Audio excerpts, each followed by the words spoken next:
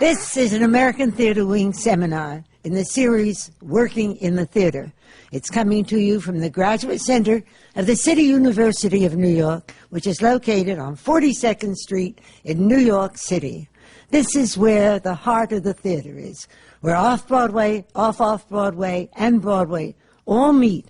They meet to nurture each other. They meet to share the magic of quality theatre. The American Theatre Wing has long identified itself with quality. The Tony Awards were established to reward and award the achievement of excellence in the theatre. And all through the years, the American Theatre Wing has worked to do just that, to make sure that quality theatre is brought to the audiences. We are a year-round organization. We bring theatre to the community. We bring theatre through our Saturday Theatre for Children program, which are in public schools, elementary age schools, so that they can enjoy the enrichment of live theatre. We also bring theatre to hospital programs, to hospitals in Greater New York. We bring them to our AIDS centers, and we bring them to nursing homes, and we bring them to hospitals. And this is an outgrowth of the famous Second World War stage door canteens. We've continued servicing the community through the theatre. Introduction to Broadway is a program that brings high school students to Broadway.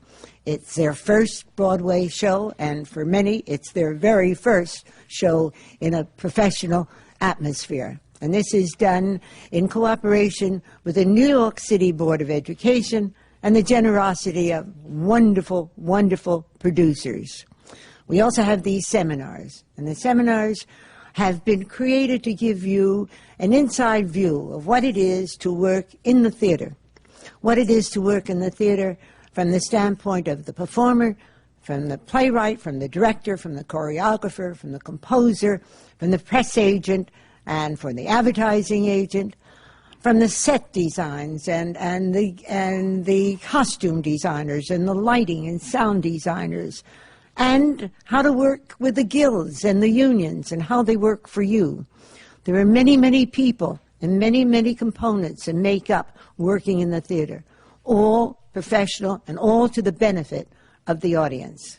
Today's seminar is on the play script, the director, the playwright, and the composer, how they work together and how they work for you. I'm going to turn this over to our co-moderators, Brendan Gill, long associated with The New Yorker, author and critic, and George White, who is president of the Eugene O'Neill Theatre Center in Connecticut. And they, in turn, will introduce this group of distinguished artists to you. Thank you for being here.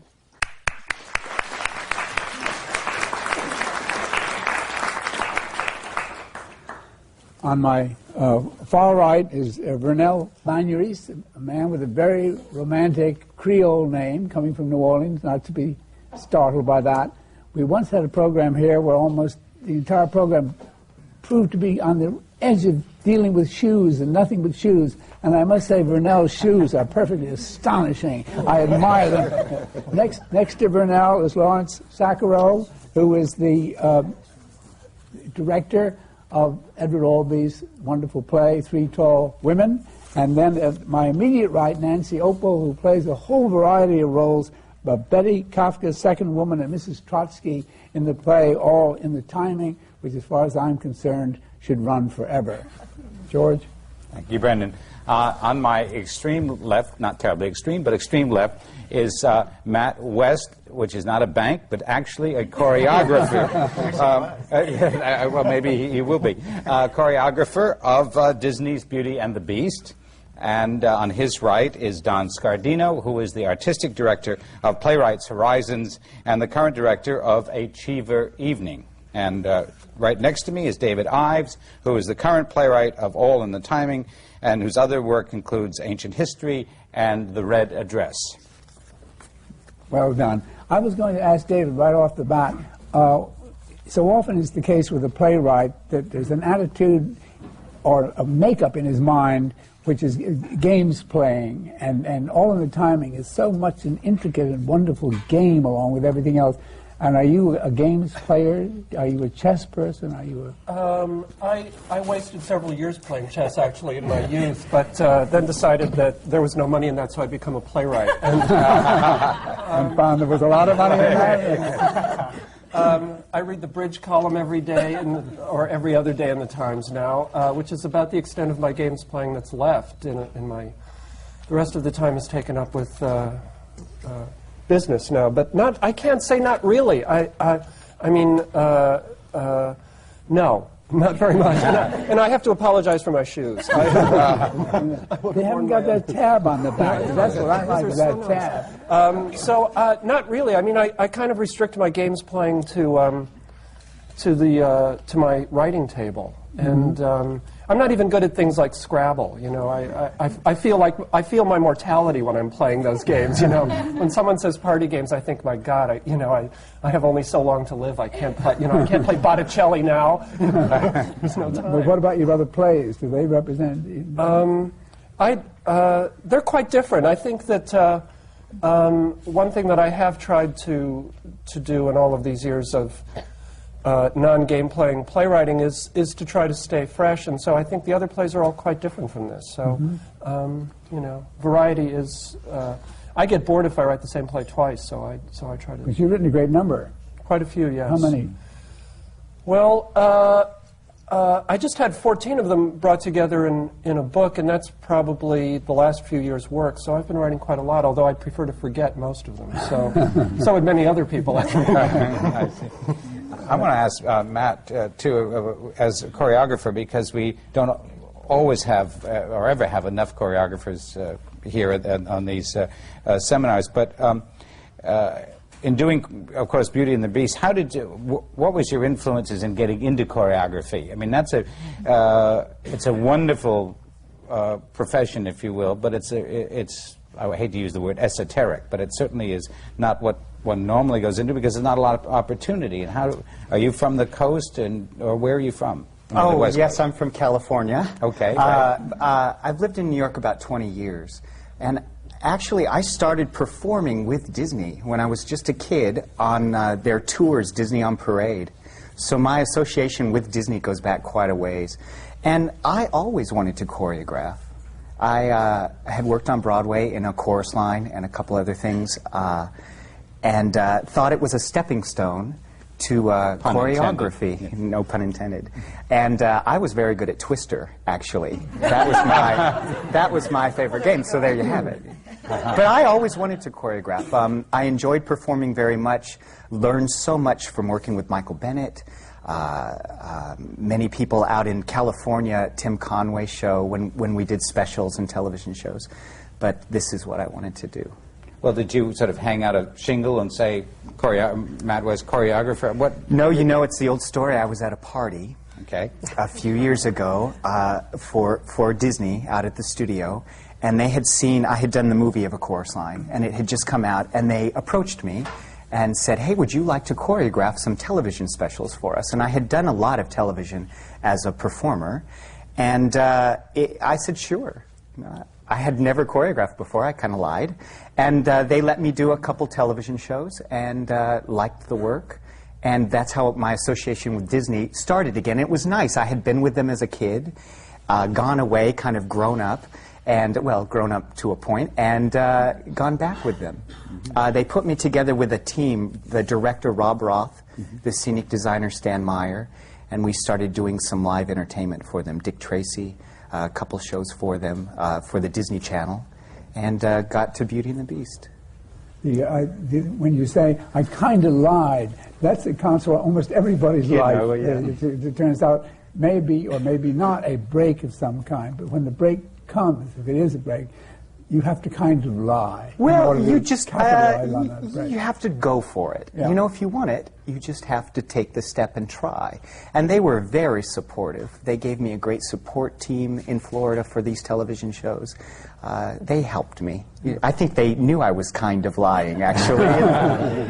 I was so carried away by Vernel's name that I didn't even mention the fact that he is the author and star of Jelly Roll. Now, you're yourself, you're your own master in this whole thing. Now, how did you get it going all by yourself?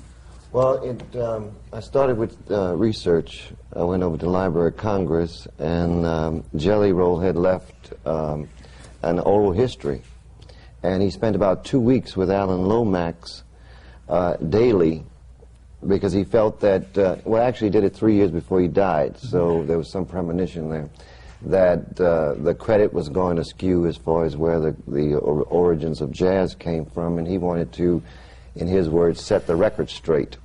So he went in for 2 weeks and he did these tapes, and at times he was very drunk, and at times he was very angry, and I had to try to find the core person and what he was realistically trying to put across, and edit it all down into an hour, well, a 90-minute show. Mm-hmm. And my own interest in his music really drove me along. Mm-hmm. I love his music. I'm from New Orleans, and he's from my culture, so I feel like I had a real key with him. But you were doing, actually what you were doing is researching, you were playwriting for yourself, too, which is... Yes, I was. I knew I would play the part. Hopefully others will later, but it was definitely mine from the beginning. So I was trying to find things that I felt would be informational, but also be entertaining. So I booked myself into Michael's Pub, which is a supper club, and I performed for 5.5 months where I could actually edit in front of people constantly. We changed, the pianist that I work with is a Norwegian pianist, Martin Gunnar Larsen, and he was the musical director as well, and we just nightly edited and tried new things, new stories, new songs, until we felt like we had something that was truly not only the right length, but a narrative, a cohesive narrative. That's the hard without thing. Being a biography. Yeah, it's hard to turn a real life into a work of art. Yeah, because real life in 90 minutes. Yeah, but that's what you did by working it out little by little. And you had no, I mean, you did not have, again, you were doing everything, including not having a director. Not at that period. So you had no objective person to bounce this stuff off, except the audience, I guess, right? Right, exactly. But later on we brought in Dean Irby, who was the director. But I had the experience before. I had written and directed and performed in One More Time and Furthermore, its sequel. And I'm sort of necessity mother, what is it? The mother of invention is necessity. Coming from New Orleans and being racially ambiguous, I'm not easily fit in by casting directors and directors when they're looking for typical characters. And so I've had to write and direct and perform and produce in New Orleans. I produce the workshops before I bring them up here. I just do whatever's necessary for that piece that I'm working on. Can I interrupt? When you said you did a workshop, where did you do the workshop, and how did you get to do a workshop? Were you studying music? Were you... No, what happened originally was that the Jazz Festival in Oslo wanted to celebrate the 100th birthday of Jelly Roll, which was in 1990. So they invited myself to work with Martin and sort of celebrate him as a person. And that was the seed of it. It was only about a 45-minute thing. But the workshop came later on at the Village Gate. I just went in upstairs and fooled around. And how did you get to One More Time, though? Oh, One More Time originally? What did you do before One More Time? I had an experimental theater group, and I was directing for it. In New Orleans? In New Orleans, yeah. We did Albee and Ionesco and Beckett and things that weren't being done in that city at that time. I wanted to introduce it there. So I put together One More Time as a thing that was separate from the group. That something that would, like jazz, would have an improvisational feel even though it was scripted. That was my quest at the time. So we workshopped it for about 6 months. Every now and then performing and reshaping, and finally when I thought it was ready I called DeLugoff at the Village Gate and Jerry Wexler, and they came down to New Orleans and they said, let's bring it to New York. See how easy it is? Yeah. Piece of cake. But Speaking it of must work, have been amazing to get a message from Oslo, of all That's places. Yeah, Jelly Roll except, Morton in Oslo. Yeah, well, the thing about jazz is that it's touted as the only American art form, but I don't think it's very appreciated in America. When you go to Europe, which I've done a lot touring with jazz groups and stuff, and my own shows, people are just nuts about jazz in Scandinavia particularly, and it's very well respected. It's terrific to have that. Don, I was speaking of course, workshop, and Playwrights Horizons is sort of one of the premier places for working. And on the Cheever Evening, did you evolve that? How did that work? I mean, did Pete tell us a little bit about that. We did a series of readings last year. We did 3 readings over time because it was an adaptation, because it involved 18 stories. It's a form that Pete's comfortable with because he's used it in the dining room. And This is A.B. Gurney, by the way. Right, sorry, A.R. Gurney, right. So we did 3 readings, and over the course of those 3 readings, worked on changes, worked on making the script. Sometimes he takes a story from Cheever that's very serious as a story, but he used a comic section of it in order to integrate it into the evening, where the evening needed a comic lift. So it was finding the right balance, material. And then in rehearsal, Mr. Gurney is very facile at rewriting. He listens to actors, he listens to their suggestions, he enjoys to dig into it and change it and make it better. So during rehearsal the script changed quite a bit too.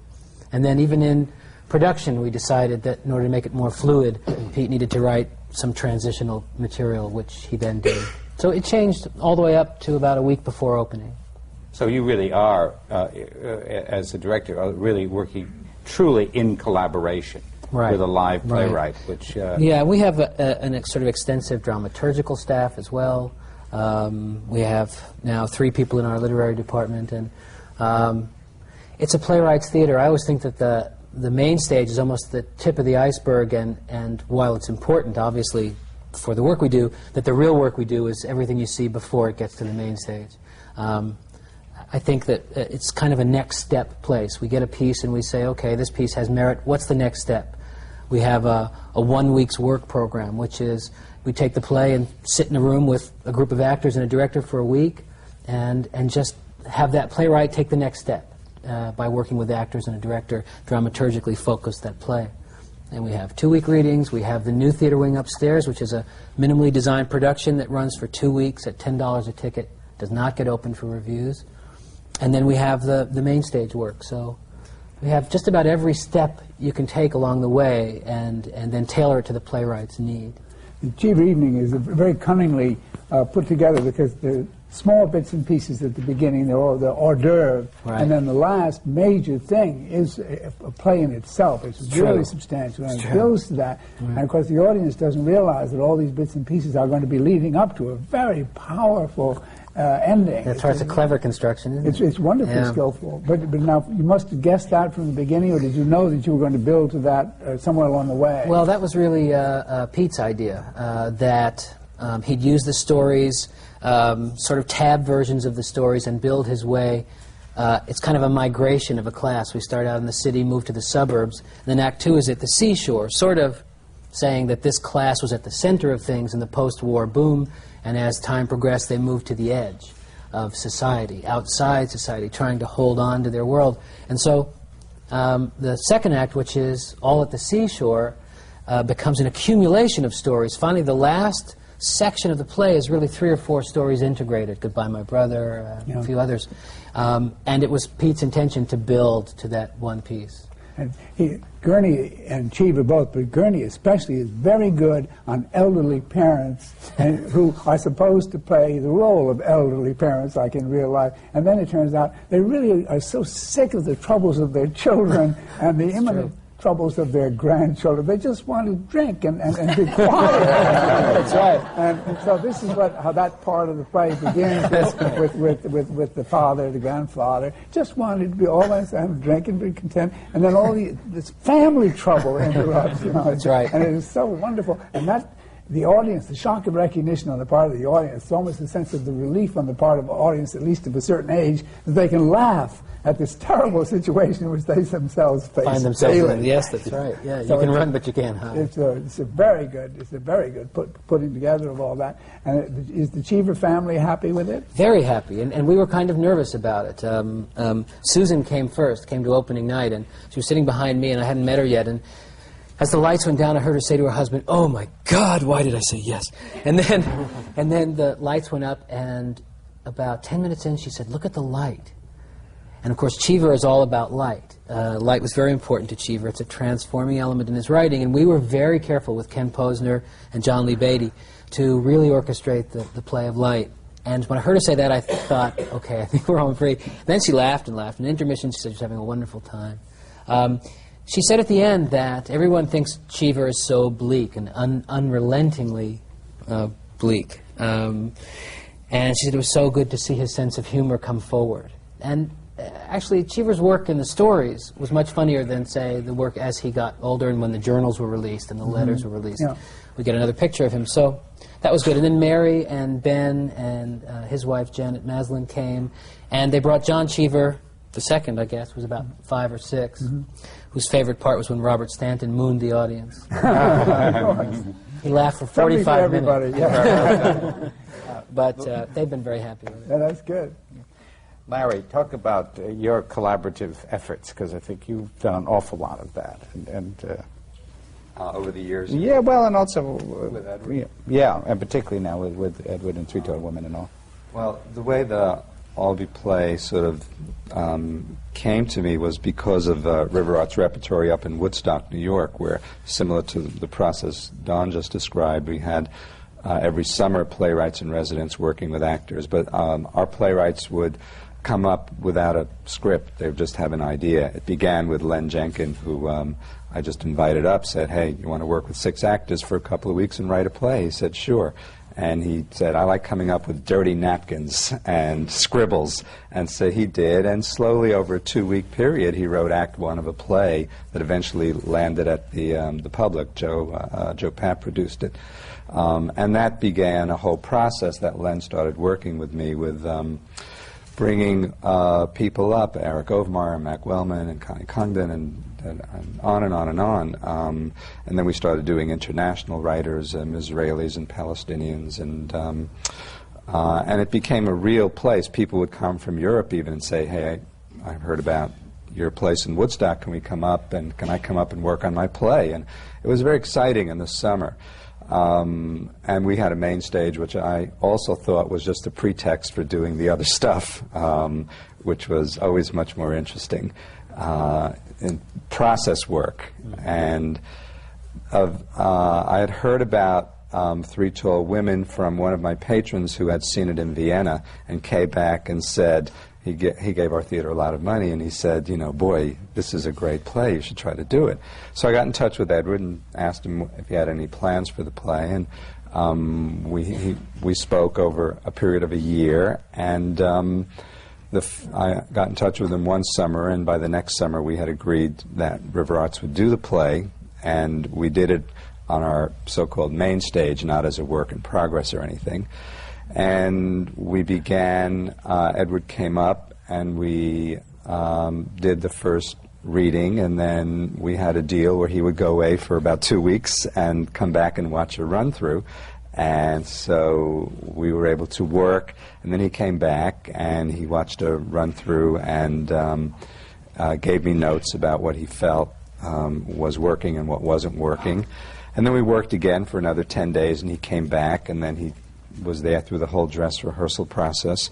He made minimal script changes during that time, not a huge amount of rewriting. The play was fairly compact. It needed some cuts. You know, we had discovered in rehearsal certain monologues were too long, but the structure never really changed greatly. Just basically he would come and trim and eliminate, and I had asked for one line to clarify something, and he gave me the line. And but he really, I think, is a writer who, when he writes, it's there and doesn't need a huge amount of tinkering. He feels very strongly about that. One of the interesting seminars we had here last year was with Edward Albee there and Tony Kushner here, and Edward is the playwright who, like Lillian Hellman and some of the other playwrights of the previous generation, wanted a finished script, and that was what he intended to have, and that was what it was going to be. Whereas Tony, wonderfully, the exact opposite, believes in the ensemble of everybody putting his 2 cents worth in, and then his accumulating a play like that in a very friendly, creative burst of activity all around everybody. So it was wonderful to have these 2 examples, both very gifted playwrights, both doing exactly the right thing, and both doing it in opposite directions from each other. And there they were, facing each other. Yeah. Did you deal differently with Albee as a director than with other playwrights? Did he influence you more in directing than another playwright would have done? It's interesting because there's a process and a relationship I've had with many writers, Richard Nelson, and which was very, very similar, where the playwright would come for the first reading. I have a lot of meetings with the playwright beforehand about what the play is about from the playwright's point of view. And then once I felt clear about what I felt it was about from the playwright's point of view and how to translate to the actors what the intention is. Is that the process, the playwright to you, to the actor? Yeah, to the actor? it's always the process, yeah. The process was very, very similar in terms of coming to a reading, then going away, and then coming back and watching a run-through, and then coming back for another run-through. And it's a very, very similar kind of process. The thing that was different about Edward is he's extremely specific and clear about what he writes is what he wants. And there's less variable room. And in rehearsal, I remember doing certain kinds of staging and saying, well, now Edward's going to say, get rid of that. And I thought, well, we're going to try everything, and then I sort of want him to say, let's get rid of a couple of things. And I knew what he would focus on, and I sort of did it because it was interesting, and it was good for the actors to do it, even though it didn't end up in the play. And then, true enough, he came and he saw that and he said, all right, that really is not in keeping with my play. And so we got rid of it.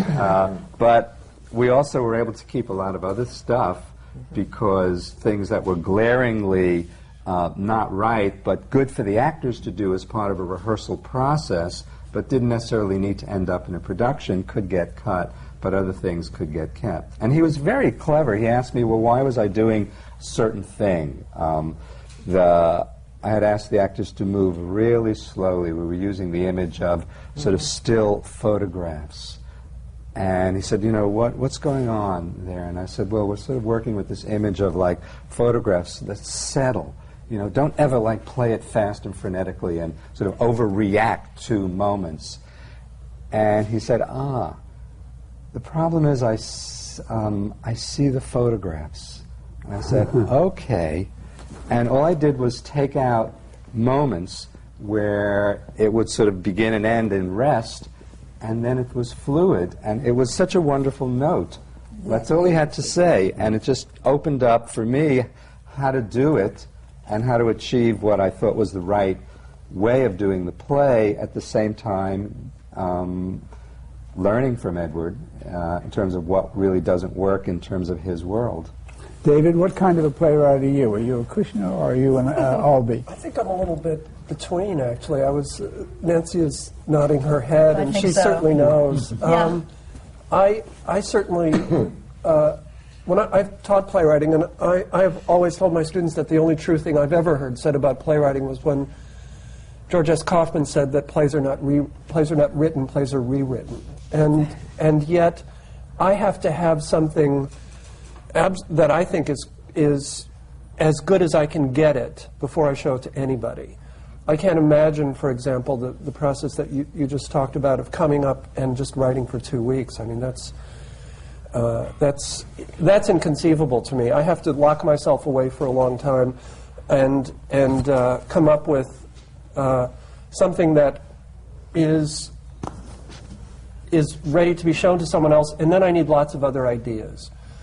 And I fix according to that. I don't think I rewrite wholesale, but Nancy and I worked on Sure Thing, which is the first play in All in the Timing, the first time through. And I would say the play, up until we would fix tiny little lines along the way, and any good ideas that anybody had went in. For example,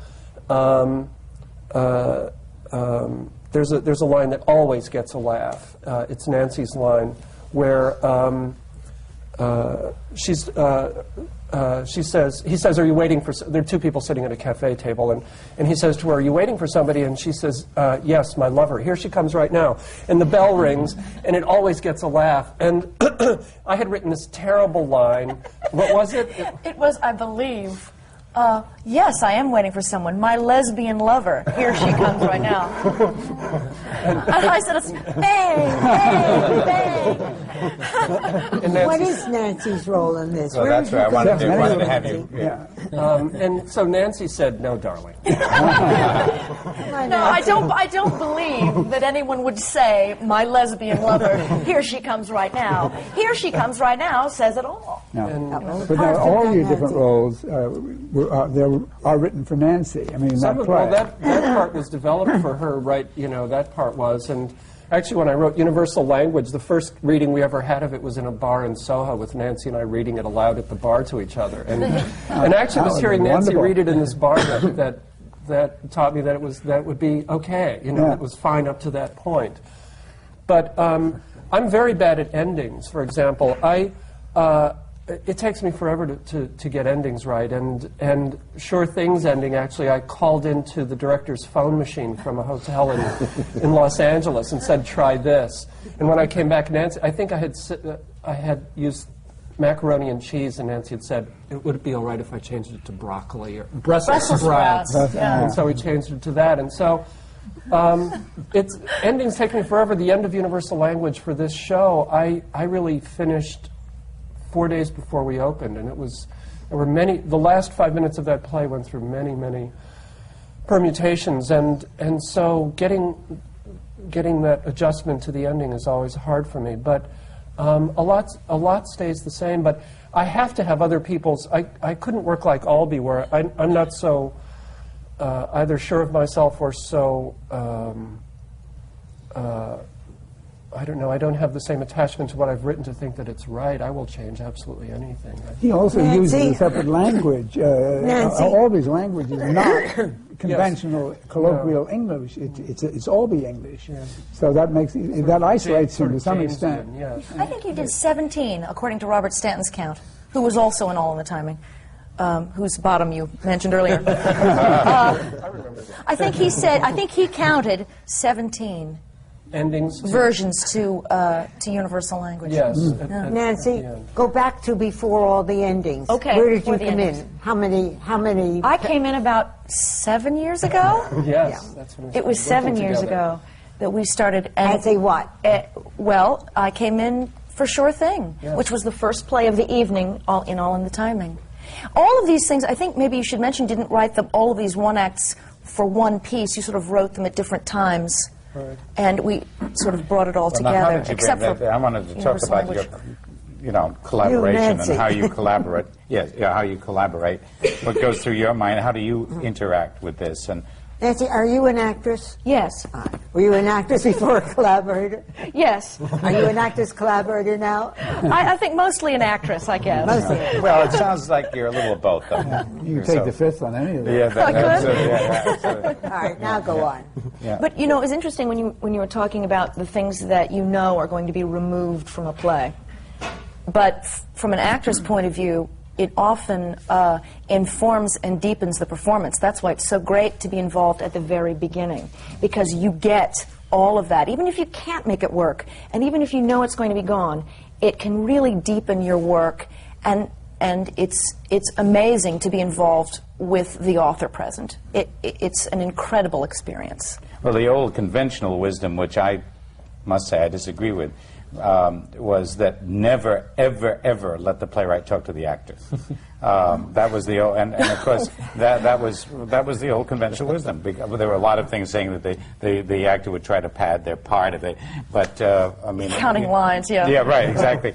But obviously, you feel free to do this, and it becomes in a sense, challenging and exciting for you. We actually speak on the phone from time to time. We still change lines in that show, actually. I come in and watch it every now and again, and after 7 years of watching Sure Thing, I finally changed a line about 2 months ago that I'd really gotten very tired of. I never liked it much either. I'm glad. She admitted that. Now it comes out. Yeah, and I'm glad he changed it. Well, it was actually, we both said it, and it was, both characters said it, and one of the characters liked the line, and I never did. I was on David's side, so we strong-armed him into doing it our way.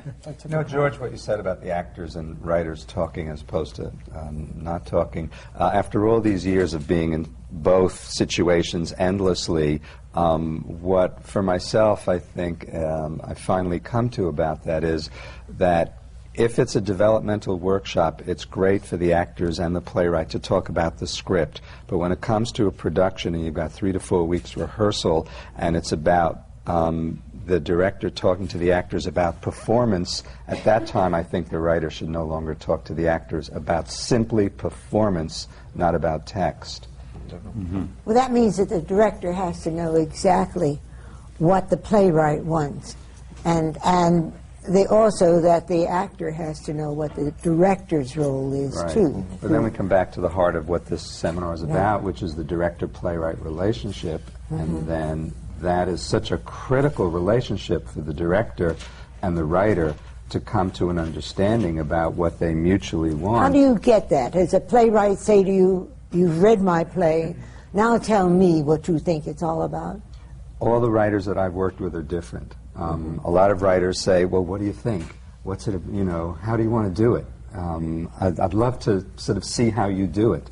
And then other writers say, this is what it's about, and this is really how it should be done. And it's a very different process with each writer. Tennessee Williams is obviously so much influenced by Kazan, and what Kazan saw in Williams's play, Williams came to see in Williams's play. Yeah. But it was Kazan who saw that which became the play, and it was indispensable to Williams. Williams never felt any embarrassment or anything about that. That was the way he worked, and they worked. And it was great to have it that way. With the Cheever Evening, you had to be there. You had to be working with. And then the other question comes up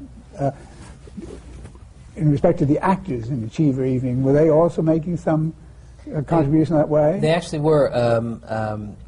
They obviously, we gave them all the stories. If they weren't familiar with the stories, we gave them the stories, with the caveat that this was we're not doing the stories, we're doing this new work based on the stories. But they all went home and read the stories. They read the letters. They read Home Before Dark by Susan Cheever. They read the journals.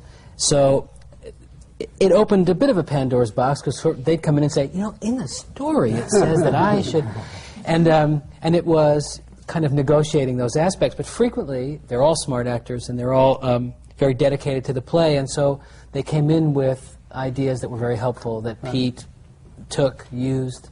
So it was a collaboration. Certain things that Cunningham does to perfection anyway, but I wondered about that, whether that was... Don, excuse me, where does the dramaturg come in to this process? Actually, at the beginning, Tim Sanford, who's our literary manager and now associate artistic director, and he has 2 people that work with him, and right off the bat, basically, he's involved in the first readings of the play, and he and I and the playwright will sit down and talk about the play. Is he serving as a buffer between you and the playwright? Just as a joiner in the process, in a way, and he's obviously trained. There's a need for a dramaturg. It's come into play recently. Right. Is there an actual need, or is it just making one more person? I think there is, part of the particularly at process? Playwrights Horizons, where we're developing new work is our only business. It's all new plays. It's work that's never been done before. And frequently we'll get a work of promise. Cynthia Ozick brought me her play, which is now called Blue Light, which was then called something else. And, and she was really a novelist trying to make this segue into being a playwright. And it was very literary, and she really needed a lot of help in focusing her story and translating it into stage terms. So in that case, the dramaturg and I would sit and we would talk first. What would you have done 10 years ago? What would you have done 10 years ago with this play, in this situation? 10 years ago, I was doing a movie of the week. I don't know, because the dramaturg wasn't as popular concept. That's right. Well, I suppose the director serves as the dramaturg. Kazan and Williams are good examples. It was a European thing that came in and was brought over. Every state theater in Europe has a dramaturg. George, you're I a always director. thought it Do was you want to somebody come who into played that? Halloween. It sounds like something like character. Well, in yeah, Halloween. it does. No, I think that actually, because we've been using it, I must say, at the O'Neill for about 20 years, and that is because we found there was a need to be some. We sold the term dramaturg thinking that nobody would know what it was because it sounds sort of strange, and use it as a sort of an extra pair of eyes and ears between the playwright and the director, another force that can receive these and suggest. Edith Oliver, your colleague, once said the dramaturg is like the old-fashioned washing machine. It's a crank on the side. The dramaturg is a crank on the side, and the ringer. But anyway, but I think that is what a dramaturg. Well, what's Also, their expertise? Well, and one of the great way it functions at Playwrights is that they, being in on the early process of developing the play and being involved in sort of giving the playwright some advice as to where the holes in the play may be or what needs to be fixed. Then later, as we get to preview time and I'm starting to go, oh, I can't look at it anymore, that person helps me sort of refresh my perspective. Or I can turn to that person for some help about where we might No, but what I meant, if you were going to hire a dramaturg, what background would you be looking for? I mean, would they be from literature or would they be from direction? Well, they tend to come from an academic background, you know. Like English lit? Yeah. That's a very tricky. It is. It's a tricky On position. whose payroll is a dramaturg? On ours at Playwrights Horizons, he's staff. On the producer's staff. Yeah, artistic staff. There is getting a dramaturg is, I must say, can be tricky, because if you get some playwrights are very good dramaturgs and others aren't, because they end up trying to write the play their way. Sometimes they can back up and be objective enough. They come from sometimes they're critics, sometimes they're the directors, but it's a very tricky position. It is a ombudsman between the playwright and now. I mean, obviously, again, Vernel, you don't have that, but do you have some kind of mechanism beyond the audience? Whereby you, doing a one-man show, in a sense, have some way to really, beyond the audience. I know you said you brought in a director later, to give you that kind. I mean, I'm sure you crave that or need Your that, or mother am I wrong? probably does. No, actually, I have two different people. Pepsi Bethel does all of the staging for me, but he's also a very wise older man that I just love and admire, and he's got a sharp eye. And his comments are not restricted to staging. And like I said, Dean Irby came in on this production as what's called production supervisor, and just sort of generally had it. But I, like in my writing as well as my direction, if I'm doing that, I'm very, very open. I'm one of those rewrite people when it comes to writing. And when it comes to direction, I'm wide open to I mean, I'm not given a 3-week schedule on somebody's play. This is a developmental process. I'm just open to people's things. What about cutting? Actors. Can you cut your own material? Oh, Can you yeah. cut the writer's material? I make fun of myself a lot. So I cut very easily. I have no problem with that. In fact, I overwrite on purpose so that I know that I have to cut back. No argument between the two of you.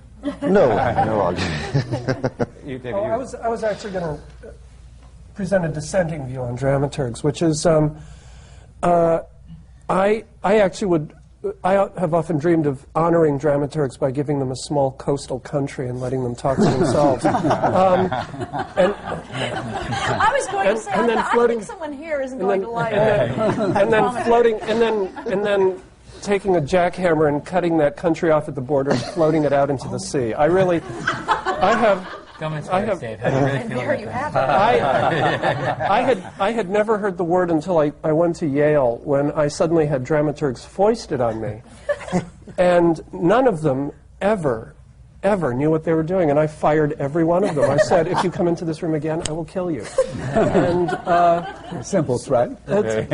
I actually find that it gets very confusing. Your director has a point of view. If the dramaturg has a different point of view, where do you go? He's out. And the ultimate, I just think that what's forgotten, for me, I think that a playwright is an excuse for actors. And if an actor isn't happy, it really is up to the actor. It's not, if your text is not working, it doesn't matter how beautiful you think it is. I think it has to be changed. And I have rarely found a dramaturg who has much working experience in the theater.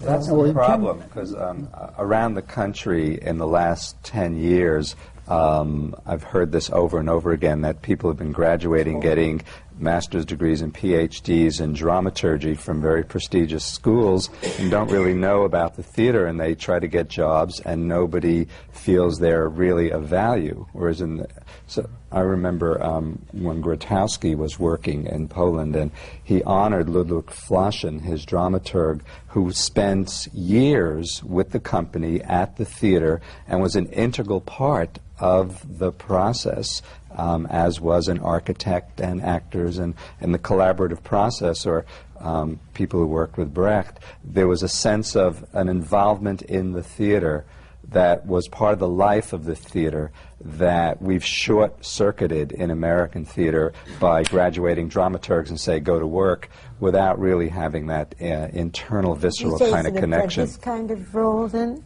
It's not an apprentice kind of role. It's another person who can be part of a process, but it's a very special person, and it's not as if you can get a PhD in it and do it. You have to be a person who actually is involved in the theater that grows with everybody else. I'm fortunate because at Playwrights we have a fellow, Tim Sanford, who's been there for 17 years, and he's worked with a lot of American playwrights over the years and gradually has honed his skills. He's also a great diplomat, so he knows when to intervene and when not to intervene. And he's also, I mean, frequently, if I may have a difference of opinion with him about a point in the play, and he knows the role of the director. You know, he'll just say, well, I say this is my point of view, but you know, he doesn't push his agenda or his... Ken Tynan wanted to be a dramaturg for Laurence Olivier. There's a letter in the New Yorker this week about that. But his view of what a dramaturg was, Ken's view was, I think, he wanted to help find plays, and initially, and in the state theaters in Europe, the dramaturg is also the person who looks over the great mass of things. That's what Tim Sanford is. And that's a fine thing. You can imagine being that is a very useful service. That has nothing to do with interfering with how the play is put on. Well, George and I have a common friend, dear friend to both of us, Anatoly Smolyansky, who is the so-called literary manager of the Moscow Art Theater, but he's one of the most brilliant men of the theater in the Russian theater. Now, to have somebody like Anatoly Smolyansky as your literary manager dramaturg is like getting a gift from God, because you have a little genius there. But those people are few and far between. Very, very rare. Yeah, he just wrote a book on Bulgakov. It's a major, major theatrical novel. It's been published in English. And he's editing the collected works of Stanislavski in 12 volumes that will be published in Russian and English, and has unearthed material that nobody ever knew about Stanislavski before, his relationship with Stalin, the whole work with physical actions, and so he is probably a world theater resource. It's going to be a great Christmas present for you. I want to ask Matthew something. I want to, okay. But no, now that we all of us understand the role of the dramaturg, I want to know what is the difference between a choreographer-director and a director-choreographer we now see as billing quite frequently on playbills. My relationship with the director, but also there is a billing called choreographer-director. As the same person. Mm-hmm. What does that mean? It means you work a lot. Director-choreographer has quite a job on his hands to direct and choreograph. Have you ever done that? No, you know, as I said before, was put with this director, Robert Roth, by Disney a few years ago, and we have such a great working relationship. I trust him, he trusts me, we're each other's eyes. He talks about the dancing, I talk about his directing. There aren't any egos there. Also, as you were talking about, our playwright, Linda Wolverton, she and Rob work very closely together. She didn't have much interaction with the actors. She went through the director. It was a collaboration. And I enjoy working with a director. I think there's so much to do if you're going to direct and choreograph a show that you do need. With Tommy Tune, for example. Yes, and I think Tommy Tune with Jeff Calhoun had a second set of eyes. He does have somebody that comes in and whispers in his ear a little bit. They're on the same wavelength. That's what I'm with Rob Roth. You know, this is sort of a different kettle of fish on the fire when you're talking about musicals and in terms of collaboration. I think, well, from my experience, I would say when we did Sunday in the Park with George at Playwrights Horizons first, there was a little more in terms of feedback from actors and sort of bouncing off. There's not that much time when you're getting ready for a full-scale new Broadway production to have an actor say, I know, I have a good idea. There's really less, unless you do a workshop. I think, yeah. If they allow you to do a workshop, yeah, that's great. But don't you think there's a little less? I think there's a little less in terms of a musical versus a straight play, from my way of thinking, because there's so many more people usually involved. Oh, yeah. The writers are not just a playwright. You've got a composer and perhaps you've also got separate scenery, lyricist, and an actor says, well, I'd like to do this. Well, you can't. There's a 3-ton piece of scenery coming on over there. You can't go out there. Yeah. You know, you have that, too. Well, you know, speaking, we talked a little bit at another seminar about scenery and all, and how that can get in the way. But also, in terms of, I know you say you have a very good working relationship with the director. How does, and as one would hope with the scenery as well, because you've got to work around it. But tell us a little bit about the nature of your. Why that is how does it go? I mean, in other words, a director is staging something. How do you collaborate so that you make sure that your choreographer agrees?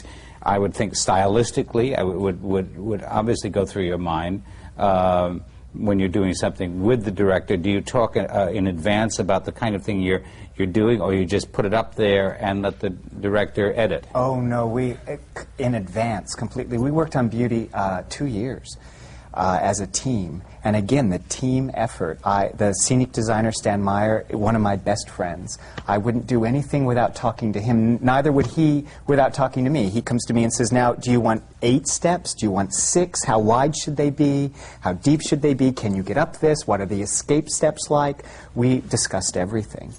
Every piece of it. Beauty and the Beast has a very gorgeous sets and very complex and rich looking. So but that was all okay with you. You didn't have to find ways to outwit this. Yes, we had a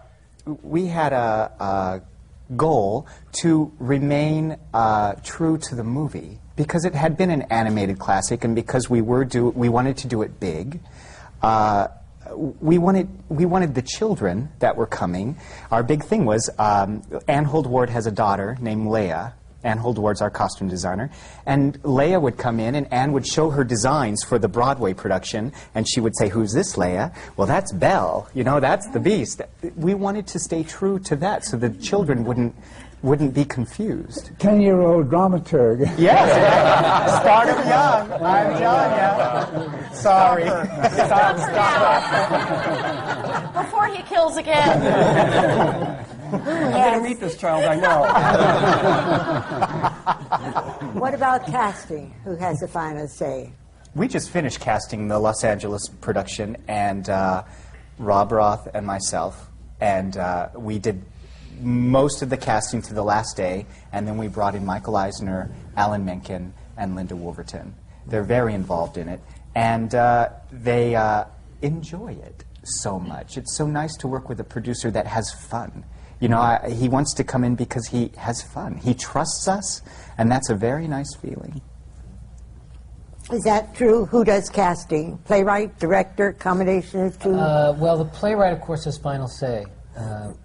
in everything at Playwrights Horizons, The actually. playwright has the final say on casting, so right. the playwright would sit in on Right, all of casting. absolutely. And we'll never endorse, if a director has a choice and the playwright says no, that's not right, we'll never endorse the director's choice. We'll endorse the playwright's choice. We also have a casting director, Janet Foster, who is excellent. David, speaking of that too, do you write, for instance, with Nancy in mind, or do you just throw it out there, or do you have somebody in mind or a character? It's rare, actually. I wrote a play for All in the Timing called The Universal Language, which is partly in a language I made up by myself. But I actually felt that I could do that because I felt pretty sure that Robert Stanton would be playing the part. And I'd worked with him in so many things that I could kind of write it up to his kind of level of genius. And so that gave me a certain kind of freedom. But otherwise, I rarely do, actually. I sort of write with nobody in mind, you know, nobody particular, I should say. So I can't say I do. I think it's better that way. I always get scared when someone says, I'm writing something for you, because it's the kiss of death. You will never see that writer again. I hate it. Oh, I just say, oh, please don't say it, don't say it. Talking about casting, Nancy was the last person to audition for Sure Thing, and we were desperate for an actress. And apparently, we had found no one who was really up to it. And Nancy went back and called her agent, and I think your agent said, I think they want somebody younger, but they want to call you back. And so she sort of came back with pigtails and freckles. Freckles. Yes. Could I ask you to save these for as we continue after we take a break? We're going to stop for just 1 minute while we stand up and stretch, and then we're going to come back down again, and all of this wisdom, it has to be recreated again. So please don't talk too much amongst yourselves. Everybody stand up, stretch, take a break, and come right back again. When were you at Yale? I was there 81 to 84. What time do you have to go?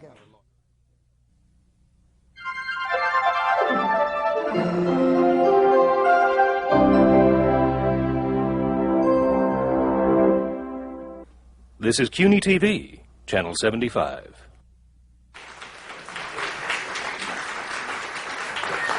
We're continuing an American Theatre Wing seminar on working in the theatre. And this seminar is on the playwright, director, the choreographer, composer, how they work with each other, and what each one's role is. We're at the Graduate Center at the City University of New York, and Brendan, I think, is going to start off right now to give us as much information as he possibly can. I'm only allowed to ask questions, you know that, Isabel.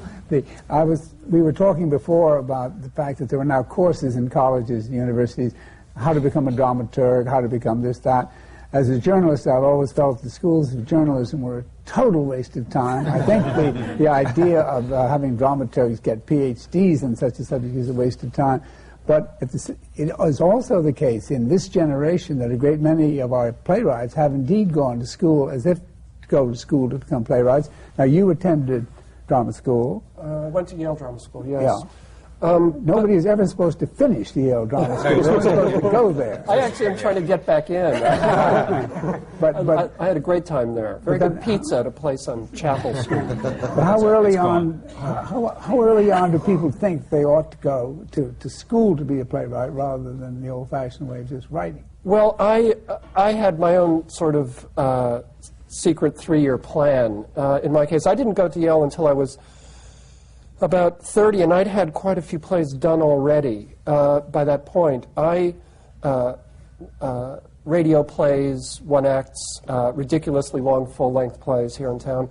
And I really went because I had so many things that I wanted to write that the only way I could do it was to go immensely into debt at Yale and lock myself in a room. So I didn't go there with any idea that that there could even be a school of playwriting. I went there because I had at my, all around me, 45 actors, a dozen directors, incredible designers, and it was like a candy store for a playwright. And so I had a great time, but I I also ran into the fact that the head of playwriting at that time was still trying to keep Sam Shepard out of modern literature, and so and so I was fighting a rearguard action on my own. Well, what were you doing at 21? I had my first play done at 21. I was that's not the play. restaurant that's in your age. Although that would be nice too. A workshop at 21. Waiter, another drink. Another act, waiter. I started writing plays, or I had my first plays done in college, and at 21 I had my first professional play at the world's smallest, worst theater in Los Angeles. Actually, it was, I also went to Yale because I had this really wonderful job as a magazine editor at Foreign Affairs, and I was still staying up till 4 in the morning writing, and I decided if even Foreign Affairs can't make me happy, then I have to do something else. Mm-hmm. So. I wanted to also ask Larry something on Three Tall Women. As you were talking about working with Edward, these are all sort of things that have gone through my mind as we've talked.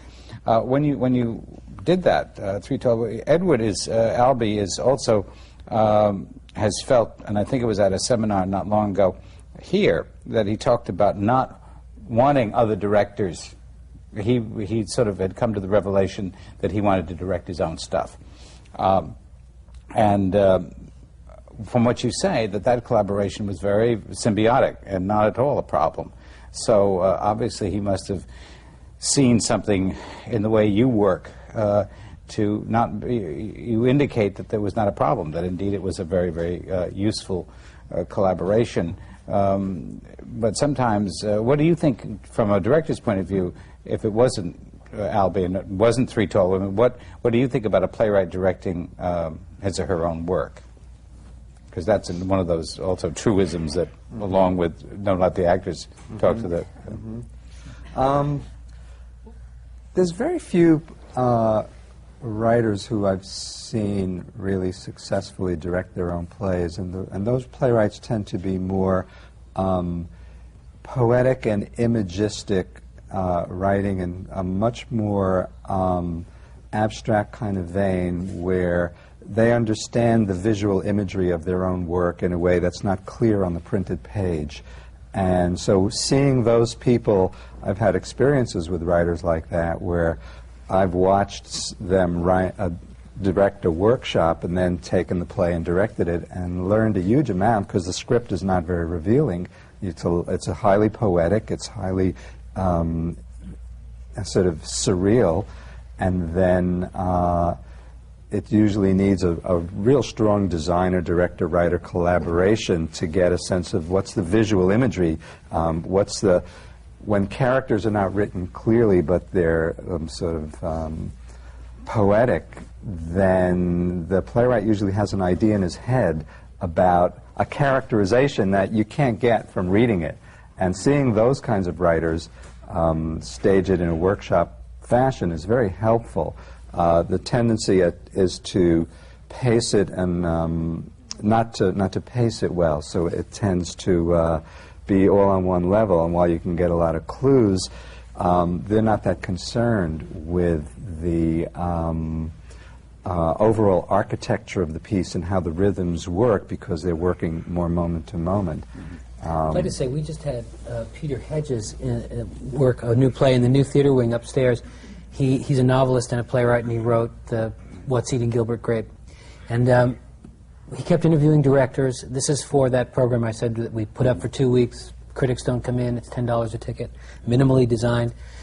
And he met a lot of directors. The directors he was most interested in were either unavailable or, for one reason or another, not interested at that time.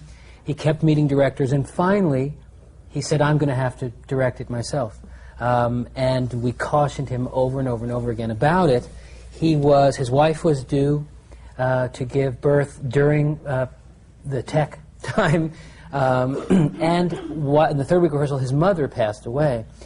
So he had all these other personal concerns, but he finally, there was no other director. We let Peter direct it. He focused on the play diligently. He did a lot of work on the rewriting before it went into rehearsal. He then approached it like a director, and here's where the artistic staff or dramaturgical help came in. because we were able to be a staff that he could bounce ideas off of. He could check his impulses. He could come to us for feedback. And it was really well done. And it is rare that I think a writer can direct his own work, but I think in this case, happily, it worked really well.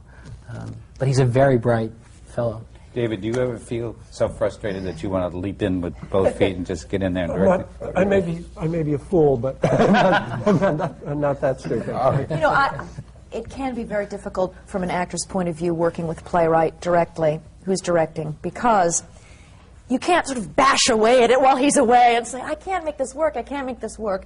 You can, but it has to be done in a very tactful manner. If you say, you know, this line is a lox and it just lies there and I can't make it work, you're less likely to say that directly to someone who's written the line, as you would be to a director. You say, help me with this. You've got to go to him and say something, or her, and help me with this. That's a very good point, Yeah, because we could hash things Right. out without Edward there and really just go through the muck and mire and then come to him with great questions. And then his answers are fabulous, and he talks in a particular language that for me is very clear, but then I have to translate what he says to the actors. I never tell the actors what he tells me. It's like being a translator from one language to another. But I totally understand what he means when he says this, this, and this about his play, and then it's a great joy to talk to the actors about how to achieve that, because we have our own process. Do you tend to use the same actors so that you know that they'll understand what you're saying? Well, in Three Tall Women, this company has been doing it since '92. We use the same cast from Woodstock to the Vineyard Theater to the Promenade. So that was a tremendous blessing, because in each, it's the third production. How were they assembled in the first place? You and Ed were doing casting we together? did casting, yeah, together, and we... Was it difficult to cast, to get the three generations there? That wasn't as hard to cast as we just recently were having auditions for the Alley Theater production in Houston. That's going to go on this winter. That was very hard to cast.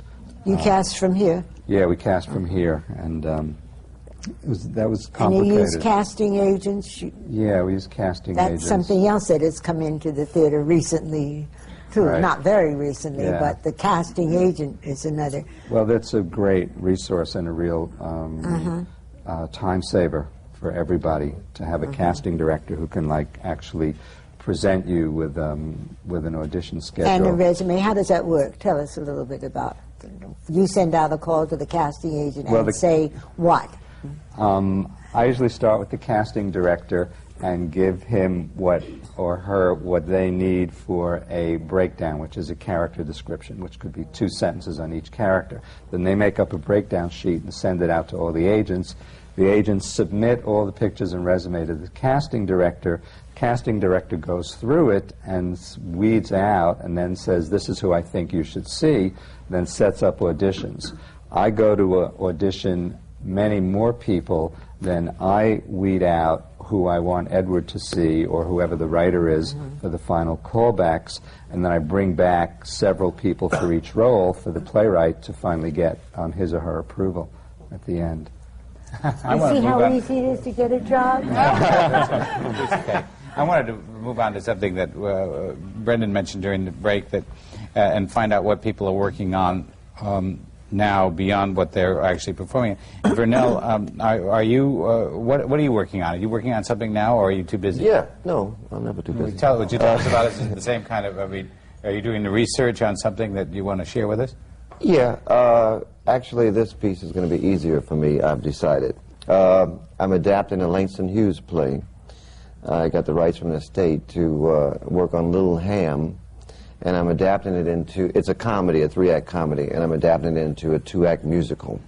And there's lots of characters because he's trying to assimilate the entire neighborhood that he's dealing with at that time. So there's lots of in and out of characters, and I'm just trying to get it together from a 3-act to a 2-act and keep it true to Langston's writing. It was a 3-act play. Yeah, it was And a 3-act Was comedy. it successful when it was put on? Yeah, it was very successful. It was a We were Broadway. also talking during the break about the fact that it's almost physiologically impossible for audiences to stand 3-act plays anymore. That everybody definitely. wants 2-act plays. Yeah. So your problem is a perfectly legitimate one. I don't think you could make a 3-act play of that kind stand up anymore. No. Then you just have to work out the climax. What was ever his second act curtain has got to be fitted into the first act somewhere. Well, it's different because he actually, well, you would have to, in order to end the act, you end it on a high. And so I have to find a different place and a different high at the end of the of my first act. Right. But he had Found a gotten composer as well for this? Or? Yeah, I did. Yeah. How'd you do that? that? I don't want to deal with right now. I'm working with him, and I want to see how it works out first. I see. Well, but you don't have to name names, but how did you look around for a composer? How did you find one? Mostly looking for music that I felt matched the dialogue that I'm dealing with, because that's already set. In spirit. Langston had gotten a bit disgusted with the commercial theater when they put on his play Mulatto. So this particular play was very successful, but he produced it himself up in Harlem. And it ran months. But Will this be for off-Broadway or no, this one I cabaret, think or- it has too many people to be off-Broadway. I think it would have to be a legit Broadway show. Isn't that awfully expensive on Broadway? Or all those It's not people? only expensive. I've been, several of the critics that came to see Jelly Roll over at the 47th Street Theater, they said, well, you know that they're going to jump on you if you do this big Broadway number. I said, you got to do what you got to do. And you really do, even at the expense of being pounded into the ground. Showboat is closed. We have another member of the audience. They're already pounding at the walls. I think that's a very important thing that we ought to take up with the playwright. Do you write as a playwright? Do you write only for off-Broadway? If you write, and if you don't, and you're writing for Broadway or off-Broadway, what's in mind? What do you do when you start writing? I can't can't say that I'd love to picture the Music Box Theater stage when I was writing, but I don't. I tend to, I think you'd have to be a fool to write for the theater these days without regard for the economics of the theater, which are disastrous. The new play that I have going up next year has 8 people, which is too many for off Broadway, but you know that's where it's going to be because it's a great place for me to just put it up and see what it looks like. The stage will be too tiny.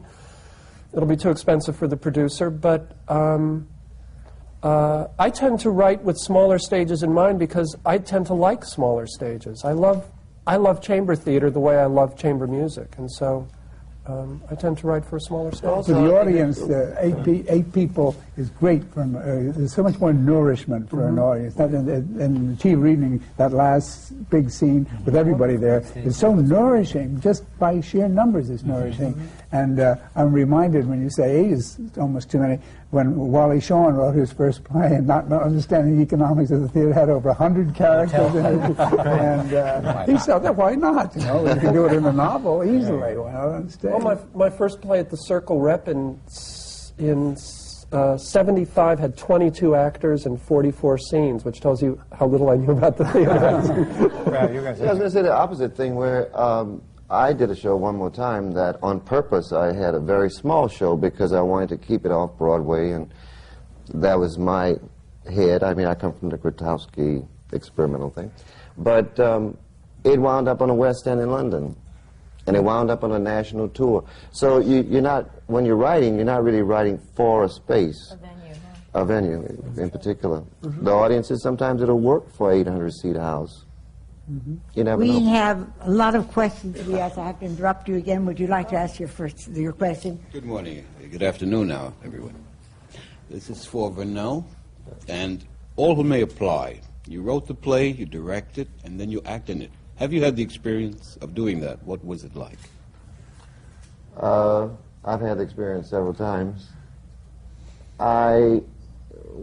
If it's a play that I'm not involved in, that I'm not performing in at this point, I would definitely direct it and write it because I feel like I can really focus my writing. I'm sort of writing, he was the writer that he was mentioning, that I see it more than I put it down on paper. So it's better for me to direct my work if I'm not in it. But I learned my lesson on this musical Stagger Lee, where I was in it and I'd written and directed, and I finally just had the producers to take me out of it so that I could direct it. The technology today with moving sets and computers and that the director has to go through with the choreographer is just overwhelming to try to split yourself up too much. Thank you very much. Thank you. My name is William Colbert. This is to the panel. With Disney moving in on 42nd Street and Broadway, what impact do you think you're going to have on Broadway theater and off-Broadway theater? Will it be more explosive, or will it be alternative, or will it crush Broadway theater? Why don't we have Disney? Well, you know, I'm not a Disney employee. I did. But I tell you, I don't know if you've seen the plans for the New Amsterdam Theater. They're just spectacular. We haven't. Tell us about it. They're going to restore it. Disney restored theater, the El Capitan, on Hollywood Boulevard, and brought it back to its original form. And they did a spectacular job. They're hoping to start building on the New Amsterdam soon, and I'm hoping to open a show there that I'm working on in '96. I really can't tell you. Oh. No. But when did they plan on the first show? '96. '96. Yeah. Don, how do you feel personally, I think after working with Disney here on Broadway, and they're generous and kind, and they've been wonderful to me and the creative team. So I've had a wonderful experience. They're looking forward to bringing new pieces of work to Broadway in big ways and off-Broadway. They'd like to do a small off-Broadway show too. But because of the economics right now, and to make it worthwhile opening a division here that they do, they have to do some big works first. I think they're a welcome addition to Broadway. Hi, my name is Mary Kennedy, and my question's for Lawrence. How do you give your idea of the play to your scenic designer and your costume designer? How do you present your idea of what the play should be about? It's an interesting question, and it always varies with the designers and the play. I recently did an opera last spring that I had spent several years developing. I commissioned the writer, the composer, I adapted the novel, and so I worked with a brilliant designer named Marjorie Bradley Kellogg, and we spent a lot of time talking about the world that the opera existed in. The idea, what was the philosophical idea? Because it was her job to come up with a non-traditional set, with a kind of environment that could be a landscape where a lot of action could occur on it, was sprawling. And that's the most exciting way for me to work, is to talk about the idea of the work, what the work is about, what it means to me as a director, and then to have the designer come up with a visual image that captures that. What's the least interesting for me as a director is to say, all right, this is a realistic set, I need 3 coffee tables and a chair and 2 windows and a flat, and it's like a naturalistic living room, which is not fun. It's not fun for me, and usually for the designer. But some plays need that, and when you need that, you try to capture an image also. My name is Joyce Furing. This is a question for Mr. Scardino. One of the most exciting things for an actor to be in New York City and working here is to be in on the developmental end of playwriting and being able to read and reread with the rewrites, which I've done with various organizations. And though having been sent up to audition at Playwrights, I've never found out how to get involved with the playwriting aspect, that part of the organization. Well, actor is obviously a very vital part of that process, and we basically go through our same channels, which is, say, for the 1 week works program, if we're going to put a group of actors to work on a play for a week with that writer and a director, again, that would go through the normal sort of casting office channels, or if you were involved working with a writer as an actress and had developed work of his before, he might or she might bring you in to do that work at Playwrights Horizons as well. Nancy? I think you should add to this. Yeah, I could add to that a little bit. Well, in the old days, it used to be, mainly there was a lot more work, too. So now that people are vying for auditions for readings, sometimes readings of only 2 days. Yeah. So in some respect, it's a little more difficult because if I don't know Janet, for example, at Playwrights, and I have no way to get to Janet, perhaps I would not work at Playwrights. It's a little bit difficult sometimes, especially with the casting director as well. If you sort of know that casting director, lots of times you'll get in. If you don't know the casting director, it's a little more difficult. Well, so sometimes I would never see Larry or I would never see Don because I don't have the right connections. I might have different connections. True. Thank you. I used to say I was an actor for so many years, 20-some odd years, and I never worked at Playwrights Horizons. Oh, there you go. Never. Couldn't get in. It's yours. And now it's mine.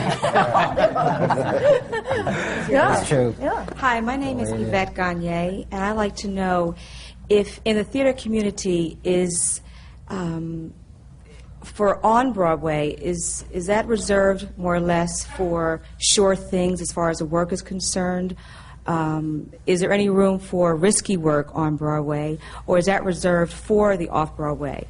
Very little room for risky work on Broadway. Costs too much money. Ticket price is too expensive. There's very little room in the commercial world of off-Broadway now for risky work. Again, it's gotten too expensive. They're afraid they're not going to build their audience. The audience has shrunk, getting younger people in. So, I mean, fortunately we can risk at Playwrights Horizons because we're a funded theater. We have 5,000 subscribers. They're going to come, hopefully, regardless of what the critics say. And that's true, I think, of the other off-Broadway venues. Of the arts in general. True, the arts in novels, general. too. Yes. Nobody's going to take a chance on That's novels. the big question for all of us, and I'm afraid it can't be answered here. What would you like? My name is Dorothy Gannon. This is for Matt West. Did the costumes in Beauty and the Beast pose any special challenges for the choreographer? Yes. I'll tell you again with the collaboration, which I think is so important. Ann Hold Ward, the costume designer, and I went to Zabar's, and we looked at all their little spatulas. You know, we figured out what we could use together. I worked very closely with Annie. And again, on the LA and Toronto productions, we're rethinking, redoing. We learned a lot. She's very open to making it better. So it's a pleasure. Thank you. This has been a wonderful discussion. It's been on the playwright, director, and composer, their roles with each other, and how they develop the theater, how they develop playwrights. We've even learned about dramaturgs, and I think that's become a very important part of the theater. This is an American Theater Wing seminar on working in the theater, and it's coming to you from the Graduate Center of the City University of New York. This is but one of a series of seminars that the American Theater Wing does. We do one on the performance, and one on the play script director, one on the production, and one on the design, set design, costume, and lighting. And I'm Isabel Stevenson. I'm president of the American Theater Wing, and I'm very proud to be able to call upon the people that we have here today to say, please talk about the theater for us, for the American Theater Wing, and for the Graduate Center of the City University of New York. Thank you all for being here.